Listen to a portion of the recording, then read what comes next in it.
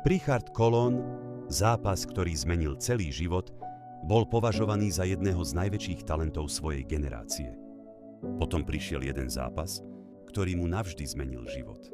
Richard Colón bol mladý portorický boxer. Pred osudným zápasom mal profesionálnu bilanciu, 16 víťazstiev a ani jednu prehru. V októbri 2015 nastúpil proti Terrelovi Williamsovi. Počas zápasu dostal opakovane údery do zadnej časti hlavy, ktoré sú v boxe zakázané. Richard sa začal sťažovať na závraty. Po zápase skolaboval v šatni. Lekári zistili vážne krvácanie do mozgu a musel podstúpiť urgentnú operáciu. Potom upadol do kómy. V kóme zostal neuveriteľných 221 dní. Keď sa prebral, jeho život už nikdy nebol rovnaký. Potreboval neustálu pomoc svojej rodiny. Jeho otec Richard pri ňom zostal celé roky. Vozil ho na invalidnom vozíku, rozprával sa s ním a nikdy sa nevzdal nádeje. Richard Colón zomrel v auguste 2026 vo veku 33 rokov.